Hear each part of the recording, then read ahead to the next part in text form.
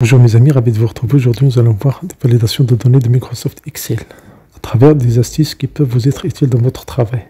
Mais tout d'abord, merci de vous abonner à cette chaîne, merci d'activer la cloche de notification pour recevoir des vidéos utiles et agréables. Merci pour votre support. Donc vous allez voir un exemple ici, très simple. Vous avez des textes à saisir, ou bien des textes que votre collaborateur ou bien vos élèves ont saisi et vous voulez vérifier est-ce qu'il y a une erreur ici. Vous voulez juste vérifier est-ce que la longueur du texte il est entre 4 et 6. Donc au lieu d'utiliser NBCar, vous allez utiliser des données. Donc je sélectionne cette partie-là et vous passez à données.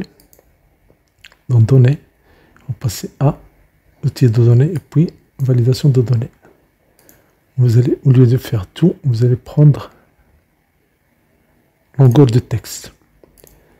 Le minimum, c'est 4. Et le maximum, c'est 6. Et vous faites OK. Maintenant, vous avez appliqué la validation de données ici. Mais pour voir les erreurs, vous sélectionnez cette partie, vous passez à en haut, cliquez sur Données. On ne va pas cliquer sur validation de données, on va cliquer sur le triangle ici pour avoir ce menu-là.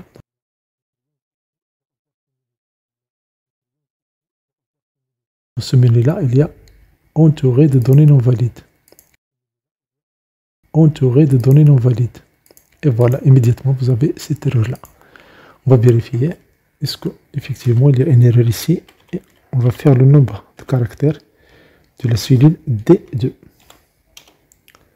Effectivement, c'est 7. Si je clique et je glisse, j'ai ici 5. C'est OK. Ici, j'ai 7 et j'ai 7. Vous sélectionnez cette partie, on refait l'opération, passez à données, passez à validation de données, vous choisissez la longueur du texte. Ici, la valeur est exacte, on peut faire égal à. Par exemple, ici, égal à 7. Donc, égal à 7, on va faire comme ça. Donc, l'exemple ici, la longueur du texte est 7. Qu'est-ce qu'on va sélectionner? On va sélectionner cette partie, on va passer à données, on va donner à côté de outils de données, validation de données, on clique sur le menu, on va faire entourer les données. Vous voyez ici, les valeurs E2 et G2 ne correspondent pas à cette condition. Donc c'est rapide et ça vous montre l'erreur immédiatement pour intervenir et pour auditer le travail. Un exemple ici, vous avez des dates saisies par votre collaborateur, par quelqu'un d'autre, par vous-même. Et vous voulez vérifier est-ce que toutes ces données-là, ces dates-là sont de 2012. Supposons que vous avez des naissances de 2012. Donc vous sélectionnez cette partie, vous passez à données et puis à validation de données. Et vous allez prendre ici. La condition, c'est que les données doivent être comprises entre le 1 2012 jusqu'à 31 décembre 2012. 31 12 2012. Si je fais OK, date. Ici, vous allez prendre entre 1 2012 jusqu'à 31 12 2012. Vous allez faire OK. Maintenant, la validation de données est faite. Maintenant, on va vérifier l'erreur. On sélectionne, on passe à données. On ne va pas cliquer sur le bouton validation de données, mais on va cliquer juste à côté. Entourer les données non valides. Et par magie, on voit ici les erreurs. Cette date-là et cette date-là.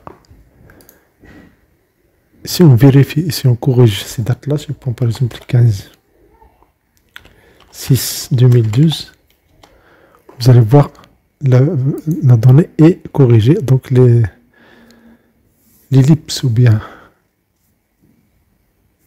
la donnée n'est pas entourée. Mais pour enlever ça, sans faire une correction, on peut passer à données, outils de données.